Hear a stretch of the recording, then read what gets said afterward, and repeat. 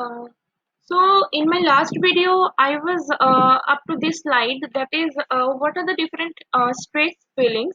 So basically, we tend to worry about something, we tense, we become tensed, we are tired, we become frightened, elated, depressed, anxious, and anger. So this all can be considered as the stress feelings.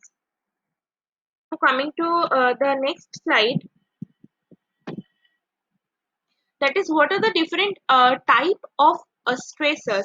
So basically there are two main type of stressor. First one is the external and the second one is the internal. So from stressors means what uh, are the things that makes us stressed or what causes the stress.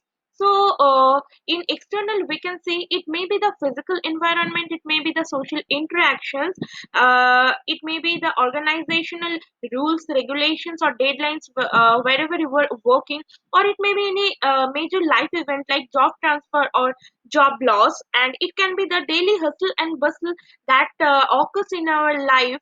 So these all belong to the category of external stresses. And coming to internal stresses, this is the thing that we personally choose. Like we can categorize it in the lifestyle choices, like if we are liking to do over work or overloaded schedule, then our personality stress, like if some people are there, we can see in our life that they do the work with too much perfection, or we can call them as perfectionist, or some people are like workaholic, they love to work.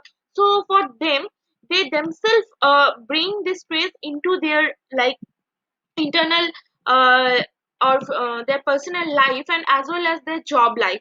The third one is the negative self talks and mind traps. They are, also can be categorized into the internal stresses category. Now coming to organizational stressors, here is a list that I'm providing. You can see, like it may be the job design, it may be any unfairness in the job, leadership styles, techno stress, data smog, inadequate resources in the working structure, job insecurity, centralization, specialization in a particular job, untrusting culture in the work environment, lacking of performance appraisal, poor feedback from your top authorities. These are all the organizational stresses, and in my slide I'm basically focusing on organizational stresses.